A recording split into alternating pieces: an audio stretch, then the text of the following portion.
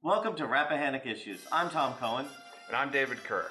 And we're going to be looking at topics that are of interest to our community, both regionally and to the state.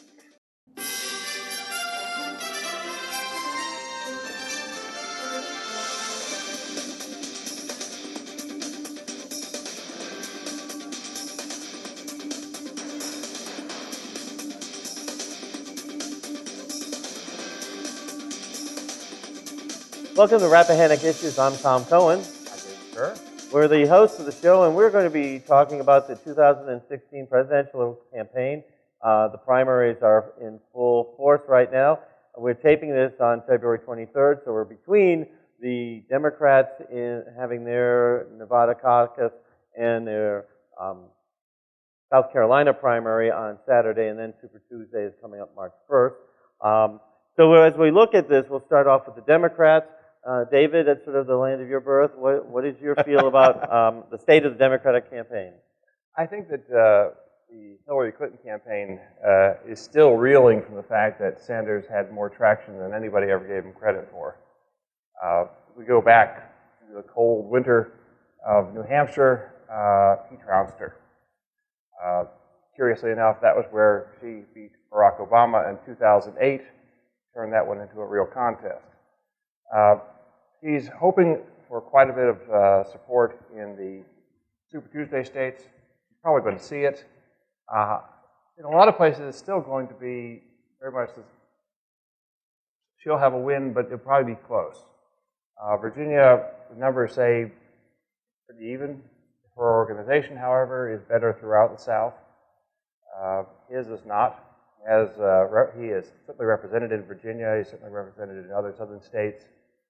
But one key tie here is the African American community, important constituency of the Democratic Party. And her ties are much, much stronger. And frankly, I see that as being kind of the deciding factor. They're in Nevada as well. Well, the interesting thing about Nevada is they made a big deal about the African American vote, which she did win about 80-10 or 80-12.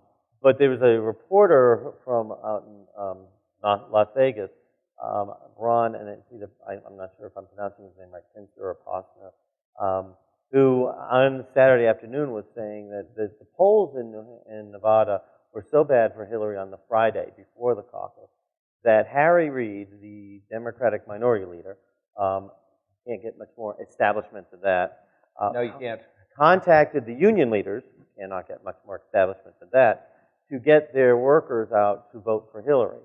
And so really, and at first the talk was a culinary union, but then he said he communicated with other unions, and it was universal, a widespread thing. And so what really saved Hillary was the establishment union vote and the establishment Harry Reid in Nevada.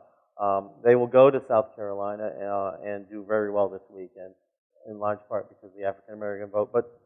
And I think I'm sure you've seen this. I know from talking to people, high school, college, and graduate school, young African Americans are not involved with Hillary. They are for Bernie. And the age gap, even in Nevada, older African Americans went for Hillary, the younger ones went for Bernie. And so this campaign is really showing some difficulties that Hillary has as a general election candidate. In that, the way that she has a lot of negatives, to a certain degree, it almost feels as though for a Republican, we had this feeling during the 2012 campaign with Mitt Romney. It's his turn. He's rushing to the nomination, but everybody knows there's problems with this candidate. And you look at the Democrats, and there's problems with the Hillary campaign. You make a very, very good point. And one that surprised me at first, but now that I've seen it and heard it enough, doesn't. And that's the young women who are not supporting Bernie Sanders, who are supporting Bernie Sanders, and are very enthusiastically supporting him. The Hillary vote has been reported several times is primarily middle-aged, older women, and that she needs a solid female vote to succeed, particularly in the general election, but even for the primary.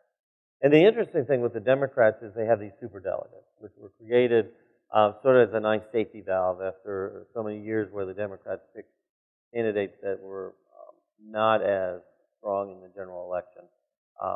And so you have this wealth, and Hillary's doing very well with the superdelegates.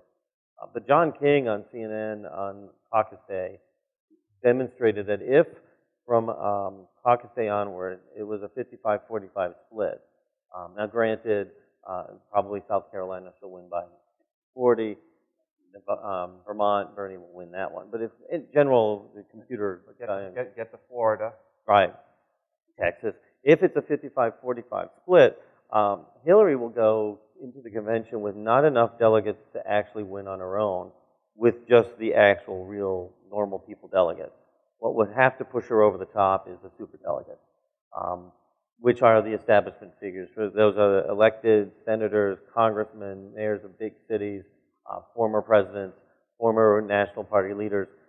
And those would be the people, the establishment would be the ones that would make her win. But I've often wondered just how loyal that establishment would be if they felt she was a weak candidate in the fall. They might have a lot of commitments, but there's an old saying in politics that Harry Truman used to use, if you want a friend in Washington, buy a dog. If they feel that Sanders is electable and likely to be the nominee, if there's a bow wave behind him, which is not impossible, they could get a little less establishment. Right. All politicians like to end up on the winning side. Well, and it may not even be that they go for Bernie and they fail to burn. One could envision that they're looking at this. It will be very difficult to win the general election if in the convention the excited young people are feeling as though they had the nomination taken away from them by the establishment. And not necessarily that they'll run out and vote for the Republican, but they may not vote at all.